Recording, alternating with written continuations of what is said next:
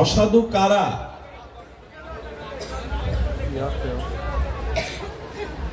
শাস্ত্র বলছে অসাধুর পক্ষে ভক্তি প্রাপ্তি দুর্লভ। কেন?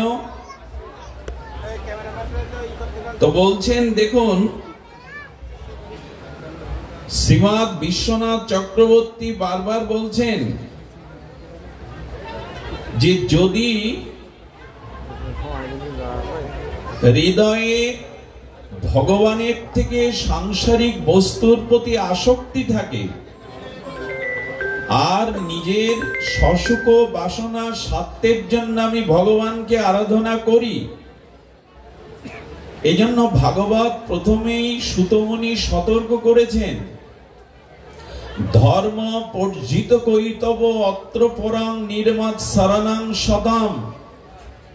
নির্মৎসর অর্থাৎ যাদের মধ্যে ঈর্ষা নেই, যাদের মধ্যে পরের উৎকর্ষ পরের কল্যাণ দেখে যাদের চিত্তে যন্ত্রণা হয় না, জ্বালা ধরে না, যারা ধর্ম অর্থ কাম মোক্ষ আত্মীয় স্বজন দেহ পরিবারের থেকেও আর ভগবানকে অধিক প্রাণে ভালোবাসতে চান, সর্বস্ব অর্পণ করতে চান, এইরূপ সরল চিত্ত ব্যতীতে যাদের চিত্তে এই জাগতির ভোগ বাসনা কামনা বাসনা সসুখ বাসনা রেখে আর যাদের ভিতরে এই কৈতব আছে, নির্মত স্বর হতে পারেনি, অর্থাৎ যারা ঈর্ষা শূন্য মাৎসর্য শূন্য হতে পারেনি, তাদের কাছে ভক্তি সুদুর্লভ, তারা পাবে না। এই জন্য আপনাদের কাছে নিবেদন করছি, ভাগবতের প্রথমেই আমাদের সতর্ক করেছেন নির্মৎসর সাধুগণের পক্ষে সুলভ। যদি চিত্তে অসৎ ভাবনা থাকে, মন মুখ দুই কপটতা থাকে, কৌটিল্য থাকে আর নিজের সুখের জন্যই ভগবানকে ভালোবাসার অভিনয় করি, তবে তার পক্ষে ভগবত বা ভক্তি প্রাপ্তি বড় সুদুর্লভতর হয়ে যায়, সম্ভব নয়। এই জন্য ভগবান রামচন্দ্র রাজীবলোচন তিনি জটায়ু, গৃধ জটায়ু, বৃদ্ধ শগুনের যারা উপজাতি, সেই বৃদ্ধ জটায়ুকে দেখে চোখের জলে বুকে টেনে নিয়ে বলেছিলেন, জটায়ু তুমি সীতার উদ্ধারের জন্য যেখানে দেবতা এগিয়ে আসেনি, মুনি ঋষি এগিয়ে আসেনি, কোনো মানুষ এগিয়ে আসেনি, তুমি একটি প্রাণী হয়ে শগুনকে আমরা কতটা মূল্যায়ন করি, গৃধকে আমরা কতটা সম্মাননা জানাই, কিন্তু তুমি ভক্তি রক্ষার জন্য, ধর্ম রক্ষার জন্য, মা জানকীকে রক্ষার জন্য তুমি ত্রিলোক বিজয়ী দেবতাদের ত্রাস পরাক্রমশালী রাবণের সামনেও পাখা মেলে দিয়েছিলে। হে জটায়ু, তোমার পাগনা গেছে, তুমি উড়ে যেতে পারো না। এই জন্য আমি তোমার কাছে এসে বলছি, আমি পিতৃহারা, আমার পিতা স্বর্গগত হয়েছেন, আজ থেকে তুমি আমার পিতা, তুমি আমার বুকে এসো। রঘুপতি মর্যাদা পুরুষোত্তম রামচন্দ্র জটায়ু কি করলেন, জটায়ুকে বুকে নিয়ে বলছেন, আমি পিতৃহারা, আজ থেকে তুমি আমার পিতা। নিজ হাতে সিঙ্গার করে জটায়ুকে বৈকুণ্ঠ পাঠিয়েছিলেন রঘুপতি রাজীবলোচন মর্যাদা পুরুষোত্তম রামচন্দ্র। আজ দেবতারা, মুনিরা, যোগী ঋষিরা এগিয়ে আসেনি, সীতা উদ্ধারে এসেছিল ভারতীয় এই পক্ষীকুল। আর এর অবদানে ভগবান তাকে পিতার সম্মান দিয়ে বৈকুণ্ঠে প্রবেশ করিয়ে বুকে ধরে কেঁদেছিলেন। এতেই প্রমাণ হয়, এতেই দৃষ্টান্ত আসে যে হৃদয়ে যারা ভক্তি রক্ষা করে, কপটতা শূন্য স্বার্থের জন্য ভগবানকে ভালোবাসেন না, এদের কাছে ভগবান বড় সুলভ। আগেই আমি বলেছি, সংসারকে আপনি প্রসন্নতা করতে পারবেন না, কিন্তু ভগবানকে সামান্য অনুরাগ দিয়ে যদি ভালোবাসেন, তিনি প্রসন্ন হবেন। ভগবান দুর্লভ নয়, দুর্লভ আমরাই করে রেখেছি। আমাদের হৃদয়ের কার্পণ্য দোষ, কপটতা দোষ, আমাদের আত্মসুখ বাসনা, স্বার্থ বাসনা দিয়ে আমরা দুরূহ করেছি ভগবানকে পাওয়া। ভক্তি প্রাপ্তি সহজলভ্য হলেও তাকে কঠিন করে তুলেছি। দেখুন, আজকের দিনে সবাইকে এই আহ্বান জানানো হচ্ছে। ভাগবত আচার্যগণ ব্যাসপীঠে বলছে ভগবানকে স্মরণ করুন। আমার মতো মাদিস অনেক জীব বলছে ভগবানের স্মরণ আসে না। আচার্যগণ বললেন দরকার নাই, ভগবানের স্মরণ তোমার করতে হবে না, তুমি মৃত্যুর স্মরণ করো। সেটাও যদি না আসে তো কোথায় যাবেন? আচ্ছা, যদি ভগবানের নাম রূপ লীলা স্মরণে না আসে, আপনি মৃত্যুকে তো স্মরণ করুন। বলে মৃত্যু স্মরণ করলে কি হবে? বলে নিজের মৃত্যুকে স্মরণ করলে সহসাই এই মৃত্যুঞ্জয়ী ভগবানের স্মরণ আসবে, ভোগ বিলাসে চিত্তবৃত্তি আক্রান্ত হবে না। এখন ভগবানের চিন্তা মৃত্যু চিন্তা দুটোই যদি না করি, আমাদের আর উপায় কি আছে? মৃত্যু চিন্তাও যে ভগবানের চরণে আমাদের অনুরক্তি এনে দেয়, অনুরাগ এনে দেয়, সে চিন্তাও আজ আমাদের মাঝে নাই। এই জন্য ভগবানের চিন্তা চিত্তে স্ফুরণ হওয়া যদি কঠিন হয়, দুঃসাধ্য হয়, আমি নিবেদন করব অন্তত মৃত্যু চিন্তাটি আপনি মাঝে মাঝে করবেন। এই মৃত্যু চিন্তায় আপনার জীবনে ভগবত প্রপত্তি, ভগবত প্রণতি, ভগবত অনুরক্তি সহায়ক হবে। কোনোটাই করব না তো জগতের চিন্তা করলে আর কি হবে? সুধীজন, দেবশ্রীপাদ নারদ তার ভক্তি সূত্র নিয়ে আজ আমার আলোচনার একটু অভিপ্রায়, সাক্ষাৎকারের অভিপ্রায়। এই ভক্তি কল্পতরু দেবশ্রীপাদ নারদ তার ভক্তি সূত্রে ভগবত প্রাপ্তির, ভক্তি প্রাপ্তির উপায় বলেছেন। আমরা দুটি বিষয়ে আজ একটু দেবশ্রীপাদের চরণ বন্দনা করে তার অশেষ বিশেষ করুণায় আস্বাদনে ব্রতী হব।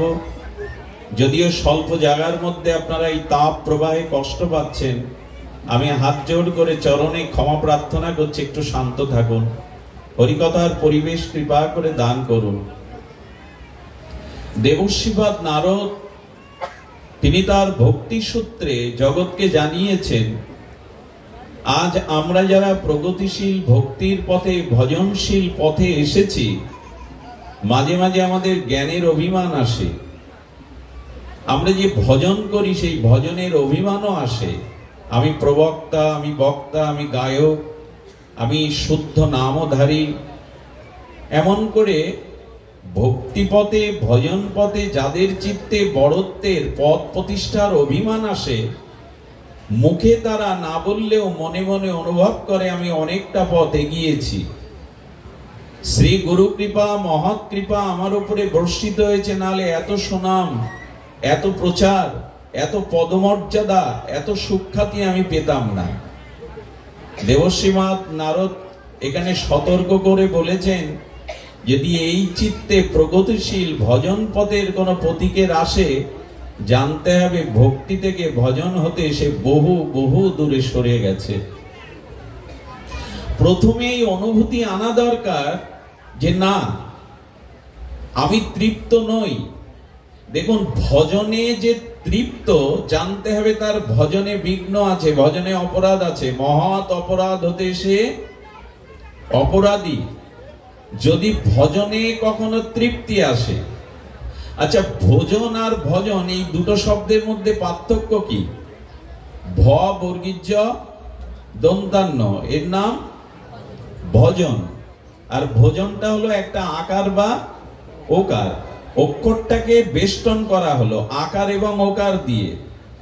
আসলে ভোজনে সীমাবদ্ধতা থাকে, আপনি 5 ঘন্টা একটানা খেতে পারবেন না। পারবেন কি? ভোজনে একটা আকণ্ঠ ভোজন করলে ভজনের সীমাবদ্ধতা আর খেতে পারবেন না। এই জন্য আকার ওকার দেওয়া, গণ্ডি দেওয়া। কিন্তু ভগবত ভজন নিত্য নিরন্তর, কোটি জন্ম করলেও তার পিপাসা মিটবে না, উত্তর উত্তর বেড়ে যাবে। এই জন্য ভোজনে সীমাবদ্ধতা থাকে, তৃপ্তি আসে, কিন্তু ভজনে যার তৃপ্তি আসে, জানতে হবে তার ভজনে অপরাধ এসে গেছে। এই জন্য ঠাকুর মশাইয়ের মতো প্রেম ভক্তির মহারাজ নিত্যানন্দ আবিসমরতি বলছেন, গোরাপৌ না ভজিয়া। 500 বছর আগে তাদের ভাষা এই যে আমি গোরাপদ না ভজে মইন, আমি ধনে অযতন করে অধনে যতন করেছি, এই হলো তাদের ভাষা। আর ঠাকুর হরিদাস বললেন, নিন্দ কলেবর, হীন জাতিতে জন্ম মোর নিন্দ কলেবর। আমি নিন্দা কর্মে রত, পাপ কর্মে রত। যিনি 3 লক্ষ নাম হরিনাম করছেন, তিনি মহাপ্রভু কি বলছেন? হীন জাতিতে জন্ম মোর নিন্দ কলেবর। আর আমি পাপ কর্মে রত। 3 লক্ষ হরিনাম করছেন, যার হৃদয়ের বাতাসে অনুভূতিতে লক্ষ হীরা মহন্তি হয়ে যায়, তিনি বলছেন আমি পাপ কর্মে রত আছি প্রভু, আমার হীন জাতিতে জন্ম, আমার মানায় আমি ভজন করি, আমি লক্ষ নাম করি, নির্জল একাদশী করি, আমি ব্রজে বাস করি, এ অভিমান মানায়। কিন্তু আর চারিদিকে তাকিয়ে দেখুন, ভজন আমরা কতটুকু করছি জানি না, কিন্তু অভিমান ছড়িয়ে পড়েছে চারিদিকে। আমি ভজনানন্দী, আমি মহাপুরুষ। এই আমাদের হচ্ছে না কেন? ভক্তি প্রাপ্তির অন্তরায় কোথায়, বাধা কোথায়? বাধাটা এখানেই যে ভজনে কখনো যেন কারো তৃপ্তি না হয়। দেবর্ষিবাদ নারদকে অভিশাপ দিয়েছিলেন, অভিশাপ না, এটা বর। এটা বরবাহ দান করেছিলেন গোবিন্দ, বলেছিলেন ভজনে কখনো যেন কারো তৃপ্তি না হয়। দেবর্ষিবাদ নারদের দেওয়া এই বর আমাদের ভক্তি প্রবাহে এখনো চলছে। এই জন্য যাদের হয়েছে তারা বারবার খেদ করে, আত্তি করে, আমার হলো না, আমার নিতাই বলা হলো না, আমার গৌর বলা হলো না, আমার ভজন হলো না। অভিমান আমার মতো মোড়রাই দেখায়, আমি পাঠক, আমি কীর্তনিয়া, আমি বক্তা, আমি প্রবক্তা, আমি নামী। এইখানটাই সতর্ক হওয়ার জন্য মহাজন বারবার বলছেন, ভজনে যদি একবার তোমার তৃপ্তি এসে যায়, পরিপূর্ণতা এসে যায়, জানবে ভজন হতে তুমি অনেক দূরে সরে গেলে, ভক্তি জগৎ থেকে তুমি অন্ধকার জগতে নিমজ্জিত, স্খলিত হয়ে গেলে। এই জন্য দেবর্ষিবাদ বললেন অনুরাগ বাড়ানো চাই। খুব ধ্যান দিয়ে শুনতে হবে। ভক্তি কাকে বলে? ঈশ্বর প্রাপ্তি কারো অনুভূতি হয়েছে, এটা বুঝবার উপায় কি? দেবর্ষিবাদ ভক্তি সূত্র বলছেন। খুব মার্মিক কথা, হৃদয় জোড়ানো কথা। যদি আমরা একটু প্রীতি দিয়ে, অনুরাগ দিয়ে, একটু পিপাসা নিয়ে, উৎকণ্ঠা নিয়ে শ্রবণ করতে পারি। দেবর্ষিবাদ ভক্তি সূত্রে বলছেন, কারো ঈশ্বর অনুভূতি হৃদয়ে প্রকাশ হয়েছে, কেউ ভজন রাজ্যে নিরপরাধে ভজনে অগ্রগতিতে এগিয়ে যাচ্ছে, কারো ভগবত প্রাপ্তি, ভগবত সাক্ষাৎকার, ভগবত প্রীতি এসেছে, এটা বুঝবার উপায় কি? বললেন সা পূজা অনুরাগা ইতি বেদব্যাস। উনি প্রথম সূত্র করে খুব ক্ষুদ্র ক্ষুদ্র ছোট ছোট বাক্যের দ্বারা অতল স্পর্শী সাগরের মতো সিদ্ধান্ত রত্ন জানাচ্ছেন দেবর্ষিবাদ এই ভক্তি কল্পতরু নারদজি মহারাজ। তিনি বলছেন যে পূজা সা অনুরাগা ইতি ব্যাস। কৃষ্ণদ্বৈপায়ন বেদব্যাস বলছেন ভাগবত সাক্ষাৎকার, ভগবত অনুরক্তি, ভগবত অনুরাগ এবং ভগবত সাক্ষাৎকার তোমার হৃদয়ে স্পর্শ করেছে, অনুভূতির রাজ্যে তুমি প্রবেশ করেছো। এটা বুঝবার উপায় হলো ভগবানের আরাধনায়, ভগবানের পূজায়, ভগবানের আরাধনা সেবা পূজায় তোমার অনুরাগ এসেছে কিনা। ছোট্ট একটি শব্দ, কিন্তু অতল স্পর্শী গভীরতা। ভগবানের আরাধনায়, ভগবানের সেবা পূজায় তোমার অনুরাগ এসেছে কিনা। অনুরাগ কাকে বলে? অনুশব্দের দুটি সরলত্ব, অনুমানে পশ্চাতে আর অনুমানে পুনঃ পুনঃ। অর্থাৎ ভাগবত সেবার জন্য পুনঃ পুনঃ আমার চিত্তে অভিলাষ জাগে কিনা, স্ফূর্তি জাগে কিনা, ভগবত পিপাসা জাগে কিনা। আচ্ছা, দুপুর বেলা এই তাপ প্রবাহে ঠাকুর ঘরে ঢুকলে 1 ঘন্টা অর্চনে লাগে, আমরা অনেকেই, কেউ যদি বলে আজকে তোমাকে যাওয়ার প্রয়োজন নেই, আমি যাচ্ছি ঠাকুর ঘরে, আপনি শান্তি পান কিনা? যদি শান্তি লেগে যায়, আজ অন্তত বেঁচে গেলাম, এই গরমে ঠাকুর ঘরের মধ্যে 1 ঘন্টা কাটাতে হবে না, জানবেন অনুরাগ নাই আপনার। আমাদের নববিধা ভক্তির যাজন তো সম্ভব নয় এই বিশেষ আমাদের কলিযুগে। তো আপনারা জানেন যে আমাদের ভাগবতের যাকে সাধু বলে বারবার অভিহিত করেছেন, সেই রাজা যিনি নববিধা ভক্তির যাজন করছেন, উনি মন্দির মার্জন করছেন। স্ত্রীগণ এসে বলছেন, প্রভু এই কাজটি আমাদের ভাগ দিন, আমাদেরকে এই কাজের ভাগ দিন। উনি বলছেন, আমার রাজ্যের, আমার সম্পদের সবকিছুর ভাগ তোমাদের দেব, কিন্তু মন্দির মার্জনের এই ভাগটা আমি তোমাদের দেব না, এটি একান্ত আমার। কি রাজার নাম? রাজা অম্বরীশ। সেই তো আপনারা প্রকৃত শ্রোতা, নাম মনে রেখেছেন। মহারাজ অম্বরীশের অনেকগুলো রাজরানী আছে, কিন্তু মন্দির মার্জনটা নিজে হাতে করে বলছেন, এই সম্পদের ভাগ আমি তোমাদের। এরে বলে অনুরাগ।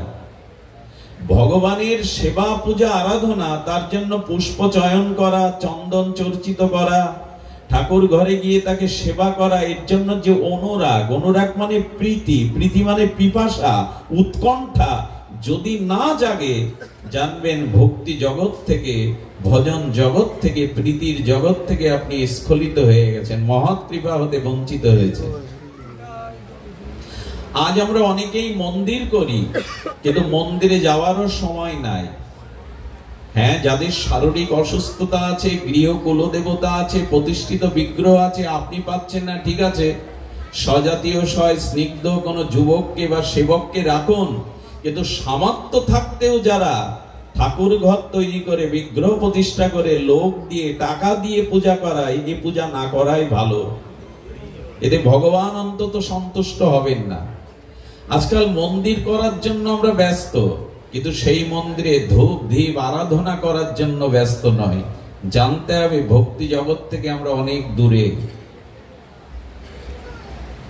পূজা আরাধনা ইতি অনুরাগা ইতি ব্যাসদেব বলেছেন, অনুরাগ কাকে বলে, প্রীতি কাকে বলে, ভজন কাকে বলে, ভগবত সাক্ষাৎকার, ভগবত ভক্তি প্রাপ্তি। এই সাক্ষাৎকার তখনই যখনই ভগবানের পূজাতে, আরাধনাতে তোমার অনুরাগ হবে। অনু মানে পশ্চাৎ, সর্বদা ভগবানের পেছনে পেছনে সেবকের মতো দাঁড়িয়ে থাকা। কখন রাধারানী আজ্ঞা করবেন, কখন নিতাই চাঁদ আজ্ঞা করবেন, দাঁড়িয়ে থাকা। এই সেবার অনুরাগ কেমন হতে হবে? দারুক, ভগবানের দাস, ভগবানের সেবক ও দাস, দারুক গোবিন্দকে, দ্বারকাধীশকে আর বিজন করছেন, পাখা দিয়ে বিজন করছেন, শীতল হাওয়া করছেন। আর হাওয়া করতে করতে দ্বারকাধীশ ভগবানের অনিন্দ সুন্দর সচ্চিদানন্দের মুখবদন দর্শন করে ওর মধ্যে প্রেম জেগে গেছে। আর সেই প্রেমে চোখে জল ছলছল করে, প্রেমে কম্পিত কলেবারে পাখাটা পড়ে গেছে। আচ্ছা, ভগবানকে দর্শন করে চোখের বাষ্পাদি জলা দিয়ে এসে যদি প্রেমে অঙ্গ কাঁপে, এটা ভালো লক্ষণ, আনন্দের লক্ষণ না মন্দ লক্ষণ? প্রেম আসাটা কি মন্দ লক্ষণ? প্রেম তো সকলেই চাই, পঞ্চম পুরুষত্ব প্রেমই তো আমাদের সাধ্য বস্তু। প্রেম এসে গেছে, চোখে জল এসে গেছে, কিন্তু নিজের গালে নিজে চড় বসিয়ে দিয়েছে। প্রেম তুই কেন এলি? অনুরাগ কাকে বলে দেখেন, প্রেম কেন তুই এলি? প্রেমকে, আচ্ছা প্রেমে কেউ কষ্ট পায়? প্রেম মানে তো পরম আনন্দ। প্রেম সবাই চায়, আনন্দ সবাই চায়, কিন্তু প্রেম এসেছে, চোখে জল এসেছে, তাতে নিজের গালে চড় বসিয়ে প্রশ্ন করছে, প্রেম কেন এলি? যুগ যুগান্তর যুগে ঋষি মনি ঋষিগণ তপস্যা করে যে প্রেমের সাক্ষাৎকার পায় না, সেই প্রেমকে গালি দিয়ে নিজের গালে চড় বসিয়ে দিয়েছে। কেন জানেন? কবিরাজ কৃষ্ণ গোস্বামীর অনবদ্য স্বর্ণ ফলকে লেখা এই কলম, সেবানন্দ যদি প্রেমানন্দে বাঁধে, সেই প্রেমানন্দ ভক্তের হয় মহাক্রোধে। ভক্ত বলছেন, করছিলাম তো ভগবানের সেবা, তাতে সুখ হচ্ছিল ভগবানের প্রিয়তমের, আর প্রেম মানে তো আমার আনন্দ, আর সেবা মানে তো ভগবানের আনন্দ। প্রেম, তুমি আসাতে আমার সেবা বন্ধ হয়ে গেল, তুমি কেন এলে? আশ্চর্য কথা না? প্রেমের উপর কেউ ক্রোধ করে, কিন্তু ভক্তের ভগবানের সেবাতে যদি প্রেমও বাধা দেয়, সেই প্রেমের উপরেও ভক্তের ক্রোধ হয়, এর নাম অনুরাগ। কথাগুলো খুব হৃদয় দিয়ে স্পর্শ করার। অনুরাগ না হলে লাফালাফি ঝাপাঝাপি করে কিছু হবে না। খুব বেশি এরকম আড়ম্বর বক্তব্য দিয়েও হবে না। যদি ভগবানের সেবা পূজা চরণে তার অনুরাগ না জাগে, এই অনুরাগ না জাগলে জানবেন কোটি জন্মেও কিছু হবে না। শ্রীকৃষ্ণ বশ হবে না, প্রেম পাওয়া যাবে না। আত্মসাক্ষাৎকারের পথ থেকে আমরা বহু যোজন আলোক বৎস দূরে পড়ে রইব, অনুরাগ যদি না জাগে। অনুমানে পশ্চাৎ, অনুমানে পুনঃ পুনঃ, অর্থাৎ সর্বদা ভগবানের কথা পুনঃ পুনঃ মনে জাগবে, তাকে সেবা সুখ আনন্দ তাৎপর্যে হৃদয় ভরে থাকবে। এই পুনঃ পুনঃ ভগবানের স্মৃতি সেবা ভাবনা জাগরিত হওয়া, এরই নাম হলো অনুরাগ, এরই নাম হলো ভক্তি বা প্রেম। একটু নিজের দিকে তাকিয়ে নিজের বুকে হাত দিয়ে বলুন, অনুরাগ কোথায় আমাদের? আমাদের অনুরাগ কোথায়? নিজের কাছে সমীক্ষা করতে হবে সাধককে। আজও তো হলো না, কত বছর ধরে তো এই জগতে আছি, সদ্গুরুদেবের নাম নিয়ে চলছি, তিলকমালা নিয়েছি, সাধু সঙ্গ হরিকথা ব্রজবাস করছি, কই অনুরাগ জন্মালো কই? অনুরাগ তো সঞ্চিত অর্থ স্থবর স্থবর সম্পত্তিগণের প্রতি, অনুরাগ তো দেহের প্রতি, অনুরাগ তো যশ খ্যাতি পূজা প্রতিষ্ঠার প্রতি। অনুরাগ তোমার চরণে জাগলো কই? অনুরাগ কাকে বলে? শ্রীকৃষ্ণ দ্বৈপায়ন বেদব্যাসের অনুভূতিতে দেবর্ষিবাদ নারদ বলছেন, অনুরাগের ধর্ম কেমন জানেন? অনুরাগের ধর্ম, আমি ভগবানকে স্মরণ করতে না চাইলেও, আমি ভগবানকে তার নাম রূপ লীলাকে স্মরণ না করতে চাইলেও, যখন নাম রূপ স্মরণ আমাকে ছাড়বে না, এরই নাম অনুরাগ। দুটো ভাবনা আছে। এক, আমি ভগবানকে স্মরণ করতে চাইছি, সেবা করতে চাইছি, কিন্তু মন সায় দিচ্ছে না, অনুরাগ আসছে না, আগ্রহ জন্মাচ্ছে না, পিপাসা জন্মাচ্ছে না, এই এক জিনিস। আর আমি স্মরণ করতে চাইছি না, আমি সেবা করতে চাইছি না, কিন্তু সেবা আমাকে এসে উতলা করে দিচ্ছে, ভাবনা আমাকে এসে জোর করে তার চরণে তার ভাবনায় নিয়ে যাচ্ছে, এর নাম অনুরাগ, এর নাম অনুরাগ। ঠাকুর হরিদাসের এই কথাটি বিদিত হয়ে আছে জগৎ, আমি নাম ছাড়তে চাই, নাম আমাকে, এরই নাম অনুরাগ। আমি নাম ছাড়তে চাই কিন্তু নাম আমাকে, এ আমাদের কবে হবে গো? আমি স্মরণ করতে চাই না কিন্তু সে এসে আমাকে, আচ্ছা দৃষ্টান্ত কোথায়? অপূর্ব দৃষ্টান্ত। চলুন ব্রজে যায়, চলুন রাধারানীর চরণেই যায়। দৃষ্টান্ত ওইখান থেকেই তো আসছে, প্রেমাময়ীর কাছ থেকে, করুণাময়ীর কাছ থেকে, অনুরাগিনীর কাছ থেকে। ব্রজ অনুরাগিনীর কাছে চলুন, রাধারানীর কাছে আমরা যাই। বিষভানুনন্দিনী প্রেমময়ী ব্রজেশ্বরী রাধারানী কি বলছেন? রাধারানীর কাছে যখন উদ্ধব মহারাজ গেলেন, এই ভগবত উত্তম, আপনারা জানেন ভ্রমর গীতটা একটু আস্বাদন করবেন, ছিল গুরু মহারাজের অপূর্ব আস্বাদন দান করেছেন। ভ্রমর গীতিতে একটা ভ্রমর যেন রাধারানীর কাছে চরণে এসে বসতে চেষ্টা করছে, গুনগুন করছে। রাধারানী মানিনী মানবতী হয়ে বলছে, বসিস না, আমার চরণে স্পর্শ করবি না, তুই অপবিত্র, তুই আমার চরণে দূরে দাঁড়িয়ে আছে। যেন উদ্ধব মহারাজকে, ভাগবত উত্তমকে, জ্ঞানী শ্রেষ্ঠ বৃহস্পতির শিষ্যকেই যেন বলছেন, তুই আমার পবিত্র চরণকে স্পর্শ করবি না, কারণ তুই কপটি। তুই যেমন কপটি, তোর বন্ধু কপটি। অর্থাৎ কালো ভ্রমরের সাথে তার প্রাণনাথ ব্রজেন্দ্র নন্দন, তার হৃদয়ের একান্ত প্রেমধন শ্রী গোবিন্দ মদন মোহনের সাথে রাধারানী ভ্রমরের তুলনা করে বলছেন, তুই যেমন কপটি, তোর বন্ধু কপটি। আমার চরণ, পবিত্র চরণে স্পর্শ করবি না, তাহলে আমি অপবিত্রা হয়ে যাব। বলছেন ভ্রমর যেন মনে মনে জিজ্ঞাসা করছেন, আমি কপটি, কৃষ্ণ কপটি কেন? বলে তোদের মধ্যে তিনটে মিল আছে। তোর গায়ের রং যেমন কালো, তার গায়ের রঙও কালো। বর্ণে তোদের মিল আছে, স্বভাবে কি মিল জানিস? তোরা যেমন ফুলের পাশে এসে গুঞ্জতির ও রাগ রাগিনীতে গুনগুন করে সুরালাপ করিস, সুরের আলাপ করিস, তখন ভ্রমরের গুঞ্জনে, ভ্রমরের রাগ রাগিনীতে আলাপে সবাই মোহিত হয়। তেমন তোর ওই কপটি বন্ধু, তোর ওই ছলনাকারী বন্ধু, ও যখন মুরলি বাজায় না, সেই মুরলির ধ্বনিতে জগতে সবাই মোহিত হয়ে যায়। পাথর গলে যায়, বৃক্ষগুলিও নিচে নেমে আসে, আর যমুনার জল উল্টো দিকে ধাইতে শুরু করে, মেঘগুলো থেমে যায়, আর দেব দেবীদের বসনে স্খলিত হয়ে যায় তার বংশধ্বনিতে। আর তোর বন্ধুর সাথে তোর এই রাগ রাগিনীর বংশীধ্বনির মিল আছে, গুণের মিল আছে, কিন্তু এটা গুণ নয়, অবগুণ। কেন জানিস?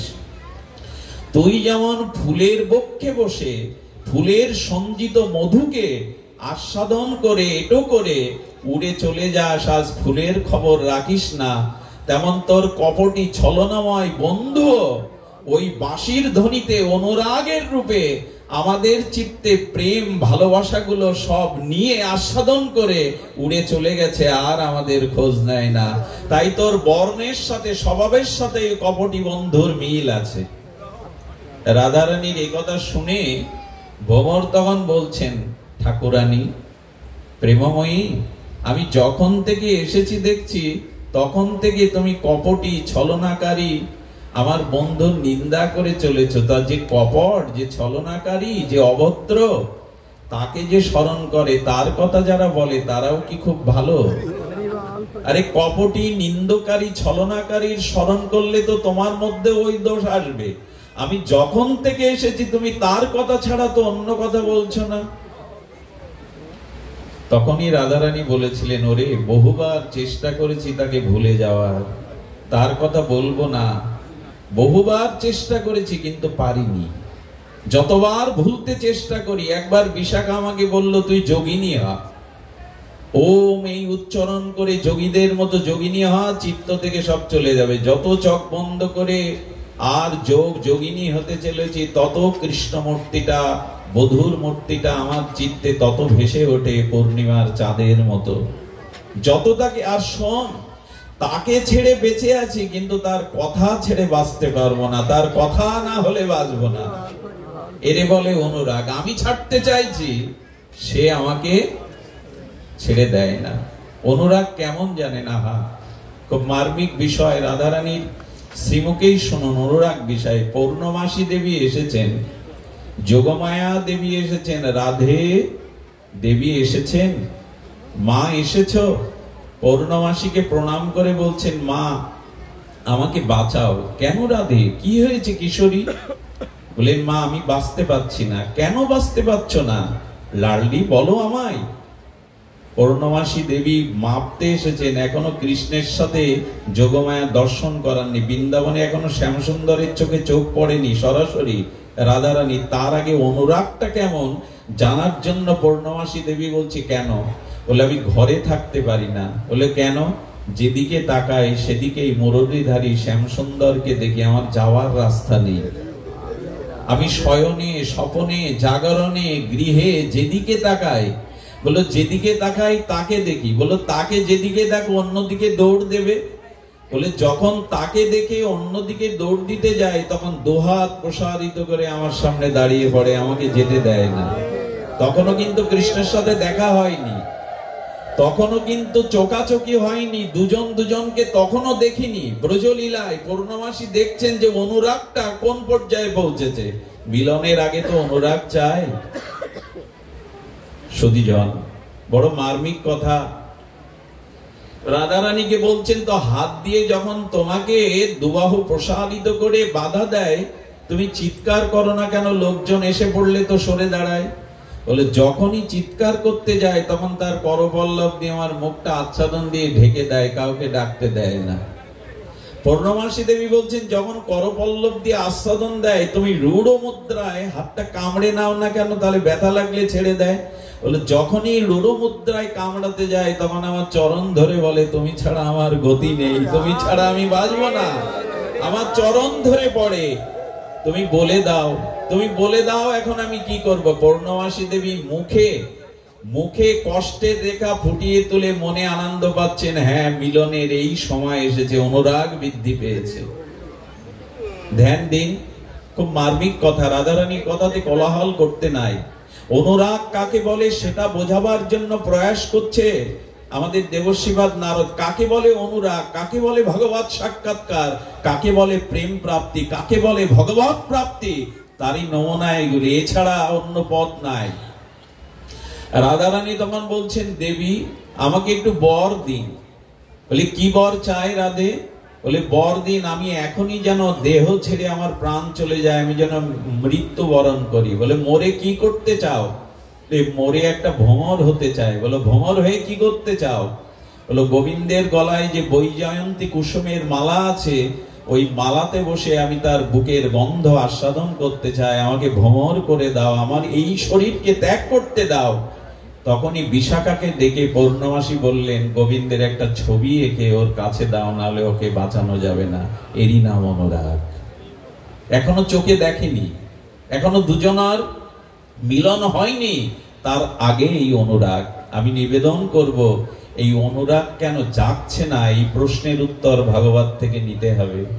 কেন দেহের প্রতি, রূপের প্রতি, যৌবনের প্রতি, সংসারের প্রতি, মান মর্যাদা সম্মানের প্রতি আমার এত চাওয়া, এত পিপাসা, এই পিপাসা কেন ভগবানের দিকে আসছে না, রাধারানীর দিকে আসছে না? এর উত্তর আমাদের জানতে হবে।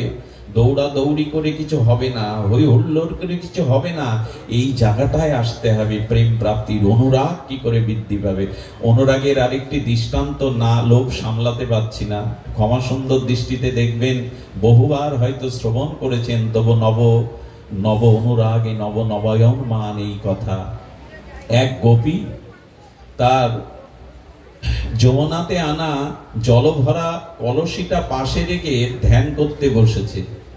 আকাশ মার্গে দেবর্ষিবাদ নারদ যেতে যেতে বলছেন, বারে এটা বিরল দৃশ্য, যেমন চন্দ্রগ্রহণ সূর্যগ্রহণ সবসময় হয় না, গোপী ধ্যান করছে। আরে গোপীরা তো ধ্যান করে না, কৃষ্ণ অনুরাগিনী, তারা তো ধ্যান করে না। এসে বলছেন, জয় রাধা মাধব, জয় কুঞ্জ বিহারী। এই যখন কুঞ্জ বিহারী জয় রাধা মাধব বলছে, গোপী চোখ খুলে দেখে দেবর্ষিবাদ নারদ। নারদ বলছে, গোপী আপনি যোগ অবলম্বন করে ধ্যান করছেন কেন? নিশ্চয়ই কৃষ্ণকে হৃদয়ে স্মরণ করছেন ধ্যান করে। বলল না, তুমি ঠিক বুঝতে পারোনি, কৃষ্ণকে হৃদয় থেকে তাড়াবো বলে ধ্যানে বসেছি। একথা শুনেছেন? শুনেছেন বলছে, এই কথা জগৎ শোনায়নি, অন্য কেউ শোনায়নি, ব্রজ গোপীরা ছাড়া, অনুরাগিনীর ছাড়া। বলেন কৃষ্ণকে হৃদয় থেকে তাড়াবো বলে ধ্যান করছি। বলেন যুগ যুগান্তর যোগীন্দ্র মনীন্দ্র অমলাত্মা বিমলাত্মগণ ভগবানকে ধ্যান করছে তাকে হৃদয়ে একটু ধরবার জন্য, আর তোমরা ধ্যান করছো গোবিন্দকে হৃদয়কে তাড়াবার জন্য। বলো না তাড়ালে আমি সংসার করতে পারবো না, বেঁচে থাকা আমার দুরূহ হয়ে গেছে। আহা, বলি কেন দূর হয়ে গেছে? বলেন সকালে উঠে ব্রজবাসীরা তখন মাটির ঘর তো গোবর লেপন করত, যদি এখনো গ্রামের মায়েরা করে, সনাতনী হিন্দুরা। তো গোময় আমি ঘরে লেপন করছি, হঠাৎ দেখছি আমার অন্তর থেকে বেরিয়ে কৃষ্ণ সেই গোবরের উপর পা দিয়ে ঘরটা আবার নষ্ট করে দিল, গোবরের প্রলেপটা। এভাবে আমি 10 বার প্রলেপ দিচ্ছি, আর 10 বার ও পায়ে হেঁটে ঘর নষ্ট করে দিচ্ছে। শাশুড়ি বলছে, আর কোনো কাজ নেই না? সারাদিন ধরে সাধুর শাশুড়ি তো আর কৃষ্ণকে দেখছে না, ওর মনের কৃষ্ণ বাইরে এসে বারবার ওই প্রলেপ দেওয়া ঘরে 10 বার হেঁটেছে, 10 বার প্রলেপ দিয়েছে। শাশুড়ি বলছে, সংসারে আর বুঝি কাজ নেই? হ্যাঁ, ধনির দোলালি তুমি, এই ঘর মুছতেই থাকো। বলো তো কি করে সংসার করি? আচ্ছা, এরপরে শাশুড়ি পাত্র ধরিয়ে দিলেন গাভীর বাট থেকে দুগ্ধ দহনের জন্য। আমি যখন দুগ্ধটা দহন করছি, দুগ্ধটা পাত্রে পড়ছে, কৃষ্ণ আমার হৃদয় থেকে প্রকাশ হয়ে বলছেন, ও গোপী, আরে আমার বড় ক্ষুধা লেগেছে, বাটটা আমার মুখের দিকে ফিরিয়ে দাও না, একটু দুধ এসে পড়ুক। আমি দুধটা কৃষ্ণের মুখের দিকে টানতে টানতে টানতে টানতে শাশুড়ি এসে চুলির মুঠি ধরেছে। আরে অভাগিনী, দুধ মাটিতে ফেলছো কেন? পাত্র থাকতে সব দুধ নষ্ট করে দিলে। বলো তো সংসার করা হয়?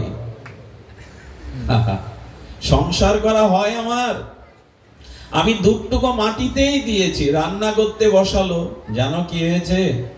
কড়াইতে জল দেওয়ার বদলে জ্বলন্ত কাঠের উপরে জল দিয়ে রান্না নষ্ট করে দিয়েছি। সংসার আমার দ্বারা হবে না, ও করতে দেবে না।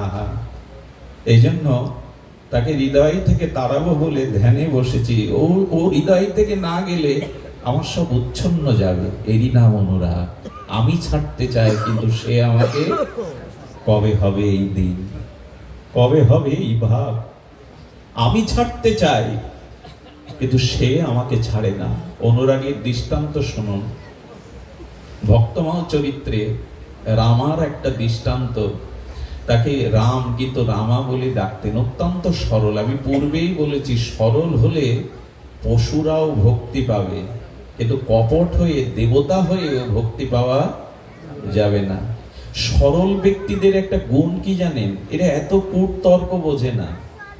সরলতার মহিমা শুনুন, অনুরাগের মহিমা শুনুন। এ কথা বহুবার বলা হয়েছে, বহুবার আস্বাদন হয়েছে, তবু বলবো, পিপাসা মিটবে না। পিপাসা নিত্য নিরন্তর বেড়ে চলে। এই রামা একবার তার গুরুদেব তাকে মূর্খ বলে, আকাট মূর্খ, লেখাপড়া জানে না, বড় সরল, ওকে গরু চড়াতে পাঠায় বৃন্দাবনে। এটা ব্রজের ঘটনা, ভক্তমহল চরিত্রে। ব্রজে যখন যায়, ওর আবার সরল তো, আর সরল ব্যক্তিরা অত মাথায় চিন্তা নিয়ে ঘুমায় না, ঘুমও ভালো হয়, ওদের আবার খাদ্য হজম হয় বেশি, খায় বেশি। যারা খুব সরল, একটু হাবা গোবা, এরা খেতে পারে বেশি, অত দুশ্চিন্তা নেই, এদের খাদ্যগুলো তাড়াতাড়ি হজম হয়। একাদশীর দিন গুরুদেবের ওখানে সব নির্জলা।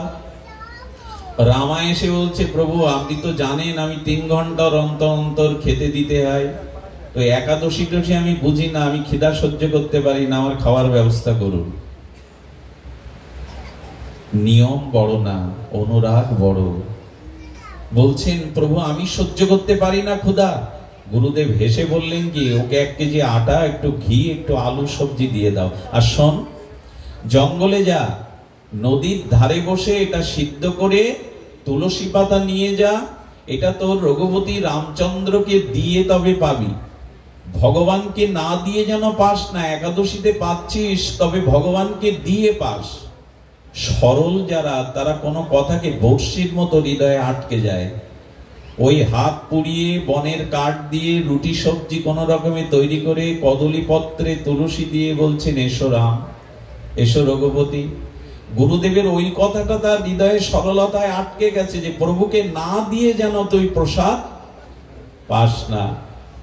1 ঘন্টা চলে গেল, 2 ঘন্টা চলে গেল, 3 ঘন্টা পর যখন সূর্য অস্ত যেতে বসেছে, কাঁদছে আর বলছে, তুমি বোঝো না আমি ক্ষুধা সহ্য করতে পারি না?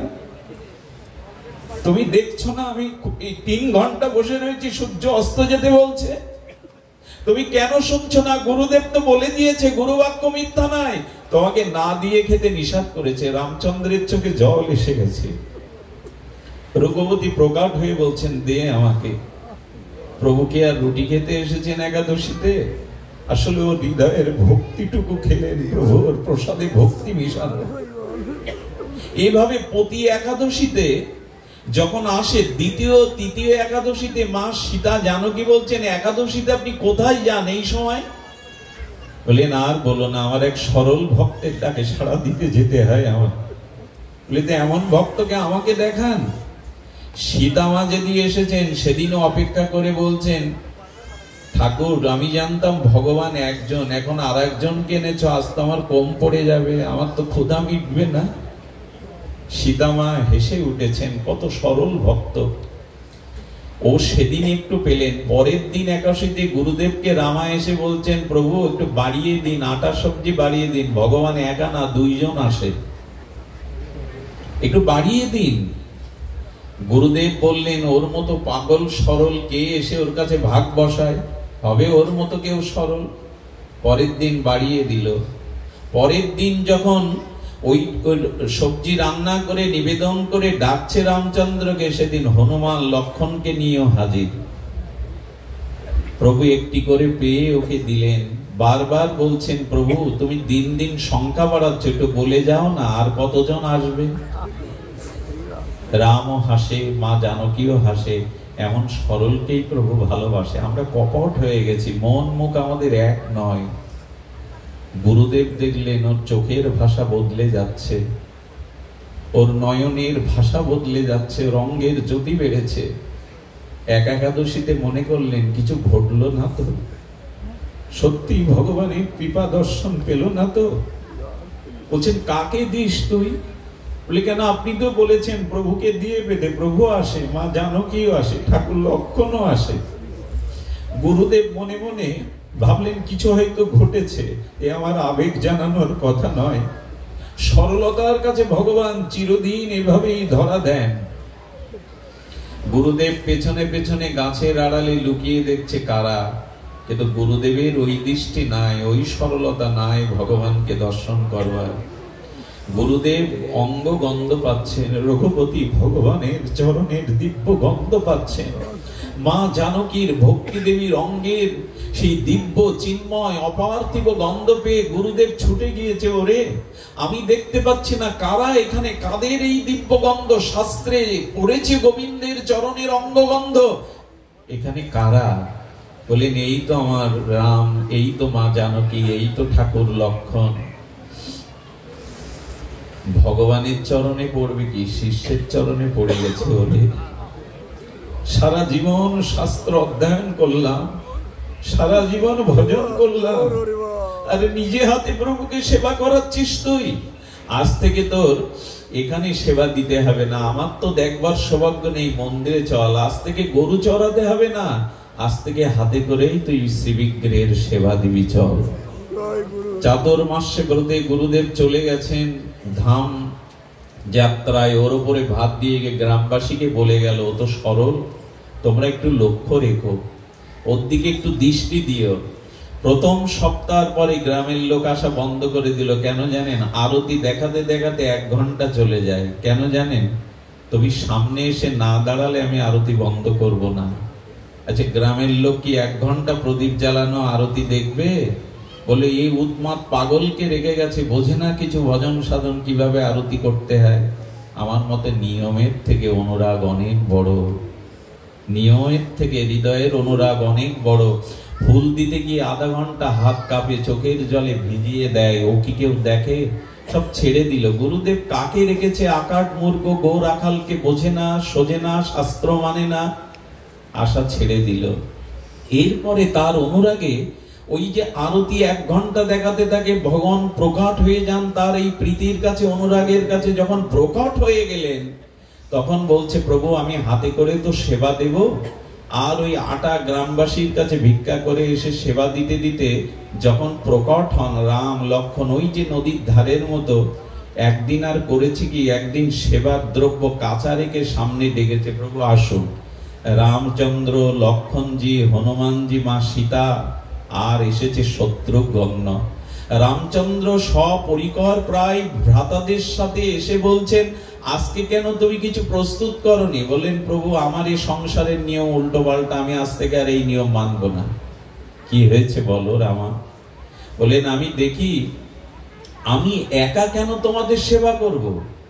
আরে মা তো রান্না করার দায়িত্ব মায়ের, পিতার দায়িত্ব জোগাড় করার, আমি একা কেন হাত পুড়িয়ে সব করতে যাব? মা কিছু করতে পারে না?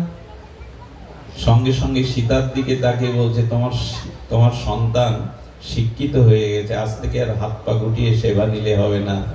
আচ্ছা, কাকে কি করতে হবে তুমি বলে দাও রামা। রাম ভগবান বলছে, তুমি বলে দাও কাকে কি করতে হবে। বলো, হনুমান গাছে চড়তে পারে, ওকে কাঠ ভেঙে আনতে বলুন। হনুমান বলছেন, প্রভু তোমার এমন ভক্তের সেবা করতে আমি রাজি আছি, ও যা আদেশ দেবে আমি তাই করব। বন থেকে কাঠ। বলে লক্ষণ কি করবে? লক্ষণকে জল বয়ে আনতে বলুন, রান্নার জল। সীতা কি করবে? বলো মায়ের কাছ তো রান্নাঘরে যাওয়া। রাম বলছেন, আমার কাজ নেই। বলে না প্রভু, তুমি বসে থাকবে, আমি তোমার কাজ হয়ে ভিক্ষা করে এনে দেবো, মা ওটা রান্না করবে। চলতে লাগ। আমি গল্প শোনাতে বসিনি আপনাদের এই ব্যাসপীঠে। ভক্তমাল চরিত্রে উজ্জ্বল হয়ে আছে অনুরাগের এই মহামহিমা। সরল অনুরাগ প্রীতিতেই কেবল ভগবান আবিষ্ট হন। খুব বেশি কঠোরতা নয় ভজনে। গুরুদেব 2 মাস পর গ্রামে ফিরে এসে শুনছেন, কিরে রামার খবর কি, তোরা খবর রাখিস? বলে, আর রামা কাকে রেখে গেছেন? আরতি দেখায় 2 ঘন্টা ধরে, মন্দিরে সবাই যাওয়া ছেড়ে দিয়েছে, তবে শুনেছি ভালো আছে, শুনেছি ভালো আছে মন্দিরে।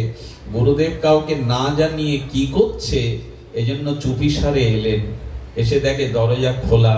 আর যে দৃশ্য দেখলেন, দেখছেন রামচন্দ্র, সীতা ঠাকুরানী, সুগ্রীব, সুগ্রীব নয় শত্রুঘ্ন, ভরতজি, লালাজি সবাই একসাথে প্রসাদ পাচ্ছে, আর মা সীতা আর রামা পরিবেশন করছে। শুধু ভক্তমণ্ডলী, এর পরপরই যখন আসমন করতে বেরিয়ে এসছেন রামা, তখন গুরুদেব চরণে পড়ে বললেন, ও রামা, এতদিন শুনেছি গুরুদেব শিষ্যকে কৃষ্ণ প্রাপ্তির দ্বারে নিয়ে যায়, আর শিষ্য হয়ে তুই গুরুকে ভগবত দর্শন করিয়ে দিলি। ধন্য তুই রামা, তুই ধন্য, তোকে পেয়ে আমি ধন্য রামা। সুধীজন, এই হলো অনুরাগ। কবে হবে আমাদের? আজ আমরা বড় কঠোর হয়ে গেছি জানেন। এই কঠোরতা দিয়ে ভগবান পাওয়া যায় না। ব্রজের মহাত্মাদের দেখবেন, এরা কত সরল, শিশুর মতো। আসুন আমরা বাইরে লোক দেখানো ভাবে কিছু হয় না গো। কি হবে ইতিহাসের পাতায় নাম লিখিয়ে? কি হবে নিজের যশ খ্যাতি পূজা প্রতিষ্ঠা প্রচার করে? যদি ভক্তি নাই হলো, অনুরাগ না হলো, কি হবে নিজের নাম যশ খ্যাতি মুক্তি বানিয়ে? কিছুই হবে না। জানেন, আমাদের মতো 5% সাধুরা ঘুরে বেড়াচ্ছে, কিন্তু 50% সাধুরা সবার অন্তরালে ভগবানের ভজন করছে, তারা বাইরে আসে না। সিদ্ধ গৌর কিশোর দাস বাবাজি, এক মহারাজা এলেন, ওনার কাছ থেকে দীক্ষা নিয়ে ওনার শিষ্য হবেন, ওনার দাসত্ব গ্রহণ করবেন। উনি দীক্ষা দিবেন না, তিনি বারবার আসছেন, নামটা আমি নেব না, কিন্তু সিদ্ধ গৌর কিশোর দাস বাবাজির চরিত্রে উনি ভোরবেলা এই রাজামশাইকে, সম্মানী ব্যক্তিকে শিষ্য করবে না বলে, আচ্ছা আমাদের কাছে যদি কোনো রাজা দীক্ষা নিতে আসতো, আমি নিজেকেই ধন্য মনে করতাম, তাড়াতাড়ি দীক্ষার ব্যবস্থা করতাম। ইনি ধনী, ইনি রাজা, ইনি সম্পদশালী, কিন্তু প্রকৃত গুরুদেব এরানা নন। ইনারা এই দীক্ষাকে এড়াবে বলে কি করেছে জানেন? বাইজির বাড়ি গেছে, বাইজিকে মা বলে রেখে বলছেন, মা আমাকে বাঁচা। বলে, বাবা আপনি আমার দুয়ারে এসেছেন? বলে, হ্যাঁ রে মা, আমাকে একটু বাঁচা। বলে, কি করতে হবে বলুন? আপনার মতো মহাত্মা আমার দুয়ারে, এই পাপিয়সীর দুয়ারে এসছে, কি করতে হবে? বলে, কিছু করতে হবে না, ভালো একটু অলংকার পরে, ভালো শাড়ি পরে সেজে গুজে নে, আমার সাথে এক জায়গায় যেতে হবে। কি করলেন জানেন? একটা রিক্সা ভাড়া করে ওই বাইজিকে পাশে বসিয়ে নবদ্বীপের রাস্তায় এক বেলা ধরে ঘুরলেন। যারা বাবাকে চেনে না তারা থুতু ফেলতে লাগলো, হ্যাঁ বাইজিকে নিয়ে রিক্সায় ঘুরে ইনি বাবাজি। যারা জানেন তারা মুখ নিচু করে কাঁদতে লাগলো, বাবার লীলার কোনো রহস্য আমাদের বোঝার ক্ষমতা নেই। এই দৃশ্য দেখে সেই রাজা যখন ফিরে গেলেন, তখন একজনকে হেসে হেসে বলেছিলেন, আর কত বড় অভিনয় করলাম বলতো, বেঁচে গেলাম, আজ কত বড় অভিনয় করলাম। এরাই নিজেকে বাঁচাতে পারে, এরাই ভগবানকে ভালোবেসে জগতের সবকিছু ছাড়তে পারে, আমরা পারি না। কোনটা চাই জানেন? একটা অনুরোধ করি, যখন সম্মান আসবে, অর্থ আসবে, পদ প্রতিষ্ঠা আসবে, জানবেন আপনার উপর থেকে কৃপা বঞ্চিত হচ্ছে মহতের, আপনাকে ভুলিয়ে রাখার চেষ্টা করছে। আমরা কি মনে করি জানেন? আমার মতো সুনাম যশ খ্যাতি লোক আমাকে বন্দনা করার জন্য, দেখবার জন্য ব্যাকুল। নিশ্চয়ই আমার উপর গুরুদেবের কৃপা হয়েছে, রাধারানীর না, বঞ্চনা হয়েছে আপনার প্রতি। আচ্ছা, আপনার প্রতি গুরুদেবের কৃপা হয়েছে, আপনার প্রতি মহতের করুণা এসেছে, কি করে বুঝবেন? বলে, যশ খ্যাতি যখন তিতো লাগবে, হৃদয়ের ভগবত ভজনের অনুরাগ বৃদ্ধি পাবে, তখনই জানবেন আপনার উপরে কৃপা হয়েছে। যখনই ভজনের অনুরাগ বাড়বে, তখনই জানবেন যে গুরু কৃপা, মহৎ কৃপা আপনাকে বরণ করেছে। কিন্তু যশ খ্যাতি যদি ভালো লেগে যায়, পূজা প্রতিষ্ঠা যদি ভালো লেগে যায়, জানবেন দস্যু এসে সব কেড়ে নিয়ে গেছে। 6 মাস দিন মজুর খেটে আজ 6 মাসের খোরাক নিয়ে যাচ্ছিল টাকা নিয়ে, বনের দস্যু এসে যেমন কেড়ে নিল, ঠিক তদুপরি লাভ পূজা প্রতিষ্ঠায় দস্যু আমাদের ভজন কেড়ে নেয়, ভক্তি কেড়ে নেয়, অনুরাগ কেড়ে নেয়। সুধীবৃন্দ, অনুরোধ করব এর হাত থেকে বাঁচুন। এখন এটাই হয়ে গেছে, এটা একটা বিজ্ঞাপনের সময় হয়ে গেছে। কার কত বিজ্ঞাপন, কে কত বেশি করতে পারবে। বিজ্ঞাপনে ভগবান পাওয়া যায় না, অনুরাগে ছাড়া, ভক্তিতে ছাড়া পাওয়া যায় না। এই জন্য দয়া করে, কৃপা করে আসুন, আমরা এই জাল থেকে বেরিয়ে আসার সংকল্প নেই। আমরা নিজের এই জগতের কোনো পূজা প্রতিষ্ঠা একটা কথা না বললেই নয়। 3টে মন্ত্র আজ একটু হৃদয়ে দাগ কাটুক আপনাদের। আমার হৃদয়েও যেন আগে দাগ কাটে, একটু স্মৃতিটা যেন আমরা কর্ণ করে হৃদয়ে নিয়ে যেতে পারি। শুনুন, শাস্ত্রে বলেছেন, গৌড়ীয় আচার্যগণ বলেছেন 3টে জিনিস হতে সাবধান। একটি হলো, বললেন এখানে বলছেন যে গৌরব, অর্থাৎ কারো ভিতরে যদি নাম যশের গৌরবে গৌরবান্বিত হয় তাহলে জানবেন সেটা রৌরব স্বরূপ। 28টি নরকের মধ্যে অন্যতম নরক হলো রৌরব নরক। অর্থাৎ গৌরব যদি ভালো লাগে, এসে আগে পেছনে সাইনবোর্ডে দেখেছি আমার ছবিটা ভালো দেওয়া আছে কিনা। আমি যদি এসে দেখি আমার নামের আগে ভাগবত, চূড়ামণি এইসব শব্দ দেওয়া আছে কিনা, না দিলে মনে মনে কষ্ট পাই, কেন বিশেষণ দেয়া হয়নি, জানবেন তার কাজ শেষ, তার কাজ শেষ। যদি গৌরব ভালো লাগে, আমার নাম প্রচারের গৌরব ভালো লাগে, জানবেন আপনি রৌরবে পড়ে গেলেন। গৌরী আচার্য বললেন তুমি রৌরব নরকে ঢুকে গেলে। আর যদি মান ভালো লাগে তাহলে বললেন তুমি সুরা পান করলে। আচ্ছা, যারা মদ পান করে তারা পবিত্র থাকে ওই সময়? পবিত্র বলবেন তাকে? যারা মদ পান করে ঢুলছে, মাতলামি করছে, এই সময় তারা পবিত্র নয়। তেমনি যাদের মান ভালো লাগে বলছেন সেটা সুরাপানের ন্যায়। আর নিজের প্রতিষ্ঠা যদি কেউ চায়, গৌড়ীয় বৈষ্ণব বললেন ওটা শুকরের বিষ্ঠা। এ আমরা মনে করতে পারি তো যে আমাদের দ্বারা ভজন হবে? আপনারা করতে পারেন, কিন্তু আমার মতো মাধুর্যজন পারে না। যদি প্রতিষ্ঠা কারো ভিতরে এই ঝোঁক এসে যায়, নেশা এসে যায়, বলে আচ্ছা শুকরের বিষ্ঠা, এই অমেদ্য বস্তু কারো অঙ্গে লাগলে, কারো জামা কাপড়ে লাগলে আপনি নিজের ঘরে ওঠেন? তো ঘরে ওঠেন না তো রাধা মাধবের চরণে যাবেন কি করে? সাধুগণের পাশে বসবেন কি করে? হৃদয়ে যদি প্রতিষ্ঠারও শুকরের বিষ্ঠা থাকে, বলে এইসব তাল ছেড়ে দাও। যদি এ পথে টেকে থাকতে চাও, এ পথে যদি ভগবত চরণে যেতে চাও, যশ খ্যাতি প্রতিষ্ঠা এগুলো ছেড়ে দাও, এগুলি দিয়ে অনুরাগ জাগাও হৃদয়ে।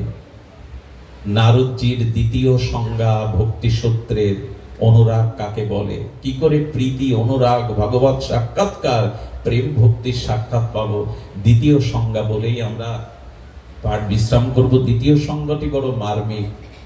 বললেন কথা সা অনুরাগা, ছোট্ট ছোট্ট শব্দ।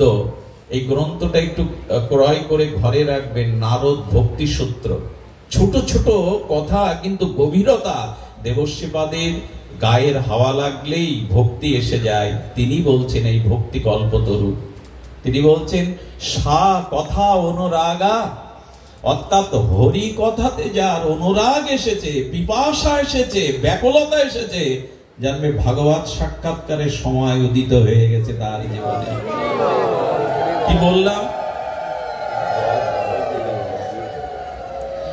ভাগবত কথা সাধুমুখে শ্রবণে কারো যদি পিপাসা, আজকে যেমন যশোরবাসীর জেগেছে, অদ্ভুত কাণ্ড। আমার শিক্ষাগত যোগ্যতা, আমার বিষয় কর্ম যদি আপনারা জানেন, আমার মুখে থুতু ফেলবেন আপনারা। তো আমি অবাক হয়ে যাই যে যশোরের মতো প্রসিদ্ধ, এখানে কে আসেনি বলতে পারেন? যশোরের নামটা কবিরাজ কৃষ্ণ গোস্বামী চৈতন্য চরিতামৃতে লিখে গেছে। নাকি কোন কথা, পৃথিবী ধ্বংস হয়ে যাবে, কিন্তু চৈতন্য চরিতামৃত এই গ্রন্থ যশোরের নামটা, বেনাপোলের নামটা থেকে যাবে। ঠাকুর হরিদাসের স্মৃতি অনন্ত বিশ্ব প্রলয় হয়ে গেলেও মুছে যাবে না। অন্য কোন ভূখণ্ডে এই যশোরের নাম উল্লেখ থাকবে গ্রন্থে। সেই যশোরের মানুষ কে আসেনি এখানে? প্রাতঃস্মরণীয় বন্দনীয় ভগবত আচার্যগণ এখানে এসেছেন, ভাগবত সপ্তাহ করেছেন। আমার মতো নরদামার নরকের কীট, ভাষা শূন্য ভাব শূন্য, আজ মানুষ একটু হরি কথা শোনার জন্য কত ব্যাকুলতা, এই ব্যাকুলতাই প্রমাণ করে প্রেম ভক্তি পাওয়ার দুয়ারে পৌঁছে গেছেন আপনারা। হরি কথাতে যদি অনুরাগ হয় তাহলেই জানতে হবে তিনি ভক্তির দুয়ারে চলে গেছেন। কত বিদগ্ধজন পাঠকও এখানে বসে আছেন, কত আচার্যজন নিচে বসে আছেন। এটাই হলো এই অনুরাগ। সা অনুরাগা, সা কথা অনুরাগা। নারদ বললেন হরি কথাতে, সাধুমুখে হরি কথাতে যার অনুরাগ এসেছে তিনি ভগবত সাক্ষাৎকারের দুয়ারে পৌঁছে গেছেন। অনুরাগের সূর্য রক্তিম আকারে তার হৃদয়ে প্রকাশ হতে শুধু অপেক্ষা। ধোঁয়াটা উঠছে, অগ্নিটা প্রজ্বলিত হবার শুধু অপেক্ষা। হরিকথাতে রুচি। হরিকথাতে রুচি কেমন জানেন? চলুন আমরা বৃন্দাবনে মহাপ্রভুর পরিকল্পনার মধ্যে একজন ছিলেন আমাদের গদাধর পণ্ডিতজি। গদাধর গোস্বামী না, গদাধর পণ্ডিতজি। তিনি ভালো ভাগবত পাঠক ছিলেন। তো উনি পাঠ করছেন বৃন্দাবনে একটা বৃক্ষের তলায় বসে, আর সাধুগণ মহন্তগণ, জল দিন, সাধুগণ মহন্তগণ শুনতে আসেন। তো যারা শ্রবণ করছেন রাস পঞ্চোধ্যায়ে গোবিন্দহারা গোপীগণের, ও জল না, গোপীগণের বিরহ আরতি থেকে ওখানে সবাই কাঁদেন। মাঝে মাঝে গাছ থেকে 2-1 বিন্দু জল পড়ে। এ মিথ্যা সংবাদ নয়, বৃন্দাবনের বৃক্ষগুলো সব মনি ঋষি, ওরাও হরি কথা শুনে কাঁদে। তো একজনের চোখে জল আসে না। রাস পঞ্চোধ্যায় গোপী বিরহিনী, বিরহ কাতরা গোপীগণের আরতি, তাদের বিরহের সেই বিষম সময়ে প্রত্যেকেই কাঁদে, কিন্তু একজনের চোখে জল আসে না। সে সিদ্ধান্ত নিল আমি পাপী অপরাধী, তাই চোখে জল আসে না। কি করলো জানেন? মরিচ গুঁড়ো করে একটা রুমালে করে বেঁধে নিয়ে গেল।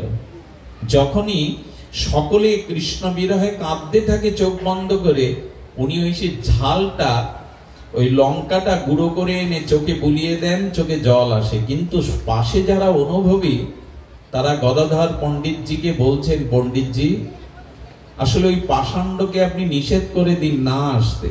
বলো কেন? বলো দেখুন, সবার চোখে যখন গোপীদের বিরহের অশ্রু জল পড়ে, সজল নয় নয়, ওর জল আসে না বলে ও ঝাল গুঁড়ো করে গোপনে এনেছে, চোখে দিয়ে কাঁদে। সাধুর দৃষ্টি কেমন জানেন? সাধু লোকের দোষ দেখে না। সাধু বললেন ওকে তাড়িয়ে দেবো কেন, ওকে আজ বুকে করে নেব। কেন জানো? দেখো, কৃষ্ণ কথাতে বিরহে যদি কারো চোখে জল না আসে, জানতে হবে এটা চোখের দোষ, চোখের অপরাধ। আর অপরাধীকে সাজা দিতে হয় সংশোধনের জন্য। যে চোখে কৃষ্ণ কথায়, কৃষ্ণ মহিমায় জল আসে না, সেই চোখে ঝালের গুঁড়ো দেওয়াই উচিত। এটাই চোখের সাজা প্রাপ্ত হওয়া। সে চোখে ঝালের গুঁড়ো দেওয়াই উচিত। ওটা সঠিক কাজ করেছে, ও চোখকে সাজা দিয়েছে। মাঝে মাঝে একটু ঘরে বসে কাঁদবেন। আমার মতো আসরে কাঁদলে না, লোক বলে এই পাঠক খুব হৃদয়স্পর্শী কথা বলে, ঘরে দৌড় দিয়ে কাঁদবেন, দেখে হৃদয় কত হালকা হয়ে যায়। চোখের জলটাই আমাদের একমাত্র উপাচার ভগবান আরাধনার। আর কিছু বাজারে কিনতে পাওয়া যায়, সবকিছু তৈরি করা যায়, চোখের জলটা তো কোথাও পাওয়া যায় না। এই জন্য কৃষ্ণ প্রেমে, হরি কথাতে যদি নয়নে অশ্রু না আসে, জানবেন অনেক জন্মের অপরাধ বুকে বাসা বেঁধে আছে, অনেক জন্মের অপরাধ জমাট বেঁধে আছে। গৌরাঙ্গ বলতে গিয়ে, হ্যাঁ, তবে কান্নাটা 2 প্রকার। অনেকে ধীর ব্যক্তি যারা আছেন, অত্যন্ত প্রজ্ঞাবান, তারা ভেতরে কাঁদে। ভেতরে কাঁদে গিয়ে তাদের চোখটা লাল হয়ে যায়, কণ্ঠটা রুদ্ধ হয়ে যায়, চোখে তারা জলটাকে আটকায়। এরা খুব ধীর। যখন বলছেন বুকে আয়, চোখকে সাজা দিয়েছিস। কৃষ্ণ কথা শুনে, গোপীর বিরহ শুনে চোখে জল আসে না বলে সাজা দিয়েছিস, ভালো করেছিস, বুকে করে নিলেন। তারপর থেকে আর চোখে ঝালের গুঁড়ো দিতে হতো না। ওই মহতের কৃপায় কৃষ্ণ বললেই চোখে জল এসে যেত। আমার কি মনে হয় জানেন, আমাদের এই ভক্তি জগৎটা ছোঁয়াচে রোগের মতো। যারা কৃষ্ণ বলে কাঁদে না, এদের পাশে বসুন, এদের ছোঁয়া লাগা। এদের ছোঁয়া লাগালে যদি আমার ওই পাষানো চোখে, ঠাকুর তো বলতেন, পরমহংস বললেন, আর কত সংসারের জন্য কাঁদবি রে, ঘটি ঘটি কাঁদিস তো সংসারের জন্য। কেন কৃষ্ণের জন্য কাঁদতে পারি না এই জন্য আমাদের হরিকথাতে রুচি আসেনি, বিরহতে রুচি আসেনি। আচ্ছা, পাঠক কাঁদেন না, গদাধর পণ্ডিতজি কাঁদেন না। শোনো, উনি রাজপথ, ওই যে বললাম ধীর, চোখের জলটা চোখে শুকিয়ে নেয়, চোখের জলটা চোখে জমাট বেঁধে থাকে, হৃদয়ে ভক্তি প্রবাহের গঙ্গার অশ্রু হয়ে যায়, কিন্তু ধীর শান্ত উনি কাঁদেন না। একজন শ্রোতার মনে হলো সবাইকে কাঁদাচ্ছেন, অথচ ওনার চোখে জল নেই। এই সন্দেহ কি করে দূর করলেন জানেন রাধারানী? রাধারানী কি করে দূর করলেন শুনুন। গাছের থেকে একটা কাঁচা পাতা ওপর থেকে পড়ছিল। কি পাতা? গাছের থেকে একটা সবুজ কাঁচা পাতা পড়ছিল পাঠকের উপর। গদাধর পণ্ডিতজির মাথার উপরে 3 হাত দূরে দপ করে পাতাটা আগুন লেগে ছাই হয়ে গেল। কারণ কি জানেন? ওনার ভেতরে যে বিরহের অগ্নি জ্বলছিল তাপ, ওই তাপ মাথার থেকে উঠে পাতা। এর ব্যাখ্যা হয়, এ কথা ব্যাখ্যা দিয়ে বলা যায়। রাধারানীর বিরহের তাপে, ওনার মস্তকের বা বিরহের তাপে কাঁচা পাতাটা পুড়ে ছাই হয়ে গেল। তখনই চরণে পড়ে বললেন, ক্ষমা করুন, আমি সন্দেহ করেছিলাম আপনার চোখে কেন জল না। বিরহটা লুকিয়ে রাখেন এরা, এরকম ধীর লুকিয়ে রাখেন। সুধীজন, কৃষ্ণ কথাতে কি করে অনুরাগ জানেন? গদাধর পণ্ডিত গোস্বামীর কাছে চলুন, লীলা চলে। মহাপ্রভু যখন অপ্রকাট হলেন, মহাপ্রভুর সেই জগন্নাথের দেগুলের আনন্দ উৎসব ছেড়ে, রথাগ্রে রত্তন ছেড়ে, আর গুন্ডিচা মার্জন ছেড়ে, বন উপবনে বন ভোজন ছেড়ে মহাপ্রভুর আনন্দের হাট যখন ভেঙে গেল, চারিদিকে হাহাকার, হা গৌরাঙ্গ, হা গৌরাঙ্গ। গদাধর পণ্ডিত গোস্বামী টোটা গোপীনাথে পাথরের মতো বসে আছে। এ জগতে আর সাড়া নেই, অপেক্ষা করছে দেহ থেকে প্রাণটা কখন বেরিয়ে যায় গৌর বিরহে। শ্রীনিবাস আচার্য এসে প্রণাম করছে।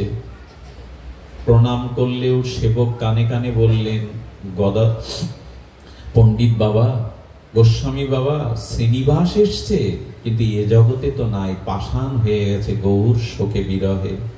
গৌর অন্তর্ধানে গৌরগণ এক এক করে যখন সবাই বিদায় নিচ্ছে, টোটা গোপীনাথে গদাধর পণ্ডিত গোস্বামী যেন পাষাণ প্রতিমা। জগতের সাড়া নাই, আহার বিহার নাই। পরের দিন যখন শ্রীনিবাস আচার্য এসে প্রণাম করছেন, সেবক কানে কানে বললেন, প্রভু শ্রীনিবাস এসেছে। শ্রীনিবাস, তুমি এসেছো? প্রভু তোমার কথা আমার কাছে বলেছে তুমি আসবে। এই দেখো, এই দেখো, এখন হস্তলিখিত ভাগবত। তখন তো প্রেত ছিল না, হস্তলিখিত ভাগবত সামনে দিয়ে বলছেন, এই দেখো তোমার প্রভু প্রতিদিন পাঠ শুনতে আসতেন, আর প্রহ্লাদ চরিত্র, ধ্রুব চরিত্র শুনে উনি কাঁদতে কাঁদতে, এই দেখো অক্ষরগুলো চোখের জলে ভেসে গেছে। দেখো গদাধর, তোমার প্রভু হরি কথা শুনতে শুনতে, প্রহ্লাদ চরিত্র শুনতে শুনতে ভাগবতের হস্তলিখিত অক্ষরগুলো ভেসে গেছে। সুধীজন, এই হলো মহাপ্রভুর হরিকথার অনুরাগ। আমাদের কবে হবে?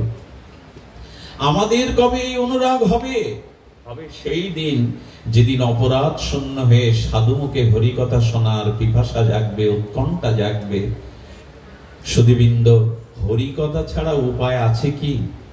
সাধুমুখে সাধু সঙ্গে হরিকথা ছাড়া অন্য কোনো পথ আমাদের খোলা? এক হরিনাম আর হরিকথা ছাড়া দ্বিতীয় পথ আমাদের জন্য খোলা নেই।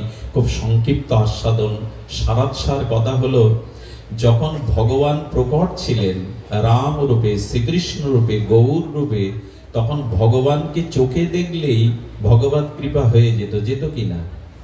চোখে দর্শন করলে। এখন কি ভগবান প্রকট আছেন? গৌর হরি, এটা কথা বলবেন। প্রকট আছেন? কৃষ্ণজি প্রকট আছেন? রামচন্দ্র প্রকট আছেন?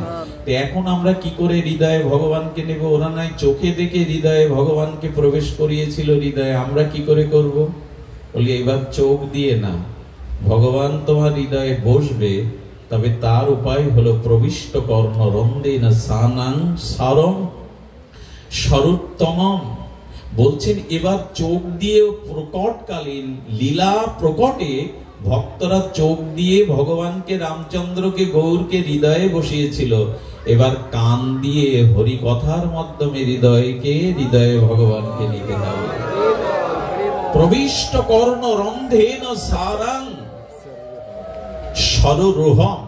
এই শব্দটি উচ্চারণ করেছেন ধুনতি সমলং কৃষ্ণ সলিলস্য জয়তা শরত। ভাগবতজির এই অপূর্ব শ্লোক, ওরা চোখে ভগবানকে দেখে হৃদয়ে নিয়েছিল, এখন ভগবান প্রকটে নেই, এখন প্রবিষ্ট কর্ণ রন্ধেন সানাং।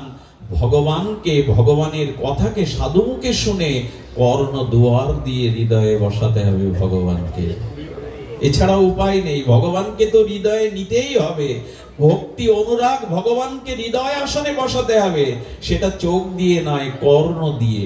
আর এখন আপনাদের সেটা প্রবেশ করছে। আচ্ছা, আমি প্রমাণ করতে পারি হরি কথা সাধুমুখে কর্ণ দিয়ে প্রবেশ মানে হৃদয়ে হরি প্রবেশ করছেন। শ্রীনান্তু সকতা কৃষ্ণ পূর্ণ শ্রবণ কীর্তন হৃদয়স্থ অভদ্রাণী বিধুনতি সুদীদ শতাম। কৃষ্ণ কথা কৃষ্ণ রূপেই আপনার কর্ণ দুয়ার দিয়ে হৃদয়ে প্রবেশ করছে। তার সব থেকে বড় প্রমাণ এখানে আপনাদের এক গ্লাস জল ওই 2 ঘন্টায় দেওয়া যায়নি, আপনাদের ভালো বসার জায়গাও দেওয়া যায়নি। কত বিদগ্ধ জন, তাদের শারীরিক অসুস্থতা সত্ত্বেও তারা দাঁড়িয়ে এই তপ্ত তাপ প্রবাহ ভোগ করছেন। এখানে কারো বাতাসের ব্যবস্থা, আহারের ব্যবস্থা, ধুলাতে বসে আছেন। আচ্ছা, রাজনৈতিক কথা হলে, সামাজিক কথা হলে, সাংসারিক কথা হলে আপনারা এইভাবে কষ্ট করে বসতেন?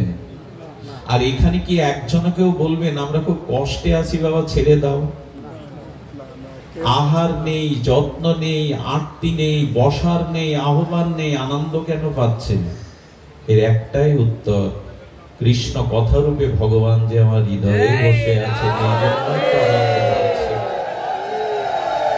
সকতা কৃষ্ণ পূর্ণ শ্রবণ কীর্তন। হরি কথার দ্বারা হরি হৃদয়ে আসনে বসেন।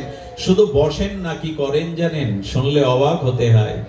আজকে সাধু আসবে, পরমাত্মীয় আসবে, তাই আমরা ঘরটাকে গোছাই কিনা? গরিব হলেও ঘরটাকে, কুড়ে ঘর হলেও পরিষ্কার করে রাখি। গোবিন্দ বললেন, সাধু মুখে যদি আমার নাম রূপ লীলা কথা শোনো, আমি তোমার হৃদয়ে যাব। তোমার হৃদয় তোমার পরিষ্কার করা লাগবে না, আমি তোমার হৃদয়ে গিয়ে আমি পরিষ্কার করে নেব। আত্মীয় স্বজনের জন্য পরিষ্কার করো, কিন্তু আমি পরিষ্কার করে নেব। বিধুনতি সুদীদ শতাম, আমি পরিষ্কার করে নেব তোমার হৃদয়। এটা স্পষ্ট এসেছে, বিধুনতি, আমি ধুয়ে মুছে পরিষ্কার করে দেব। আত্মীয় আসলে আমরা ঘর পরিষ্কার করি, আর গোবিন্দ বললেন শুধু কৃষ্ণ কথা কর্ণ দিয়ে শ্রবণ করো, আমি তোমার হৃদয়ে গিয়ে বিধুনতি হৃদয় পরিষ্কার করে দেব। ওইখানে আমি বসে যাব, শুধু আমার কথা শ্রবণ করো। এই জন্য আপনাদের কাছে নিবেদন করব, সাধু মুখে ভজনানন্দী নির্মল চরিত্র স্বজাতীয় স্নিগ্ধ তাদের মুখে হরি কথা শুনুন। হরি আপনার হৃদয়ে প্রবেশ করবে, এ কথাই শাস্ত্র বারবার বলেছেন। এই জন্য সা কথা অনুরাগা, হরি কথাতে যেন অনুরাগ হয়, হরি কথাতে, হরি নামে যেন আমাদের প্রীতি সঞ্চারিত হয়, পিপাসা জাগ্রত হয়। তবেই জানবেন ভগবত সাক্ষাৎকার, ভগবত প্রীতি ধর্ম আপনার হৃদয়কে স্পর্শ করেছে। এই হরি কথা ছাড়া আমাদের অন্য কোনো উপায় নাই। আমাদের ভগবানকে হৃদয়ে, এই হৃদয় আসনে প্রবেশের একমাত্র উপায়। আচ্ছা, আমার মনে হয় এখন একটা জিনিস দেখুন, বর্তমান মানব সভ্যতা বারবার হোঁচট খাচ্ছে, শিক্ষা, সভ্যতা, সংস্কৃতি পরবার পিছিয়ে যাচ্ছে। আশ্চর্য হতে হয়, একটা আলু, একটা সবজি, গোলাপ ফুলগুলো যাতে পচে না যায় ঠান্ডা ঘরের ব্যবস্থা করা হচ্ছে, কিন্তু মানুষের মনুষ্যত্ব যে পচে যাচ্ছে তাকে রক্ষার কি উপায়? শাস্ত্র বলছেন একটাই উপায়, হরি কথাই একমাত্র মনুষ্যত্ব রক্ষার উপায়, আর কোনো উপায় নেই। আচ্ছা, লক্ষ্য করবেন এখন সড়ক যোজনা হয়েছে, সড়ক যোজনা, রাস্তাঘাটগুলো পরিপাটি করা হচ্ছে, ঢালাই করা হচ্ছে। কেন? দ্রুত যাতে লক্ষ্য বস্তুতে পৌঁছাতে পারে, মানুষ কেন্দ্রে পৌঁছাতে পারে, লক্ষ্যে পৌঁছাতে পারে। রাস্তাঘাট কংক্রিট দিয়ে আর পাকাকরণ করা হচ্ছে, মানুষ তার গন্তব্যে লক্ষ্যে যাতে সহজে পৌঁছাতে পারে। কিন্তু হচ্ছে মানুষের লক্ষ্য যে ভগবানের কাছে ফিরে যাওয়া, এ রাস্তা কে বানাবে? এ রাস্তা কে তৈরি করবে? এই রাস্তায় একমাত্র হরি কথার রাস্তা দিয়ে ভগবানের কাছে যাওয়া যাবে। এই রাস্তা একমাত্র ভাগবত কথার রাস্তা দিয়ে তার কাছে ফিরে যাওয়া যাবে।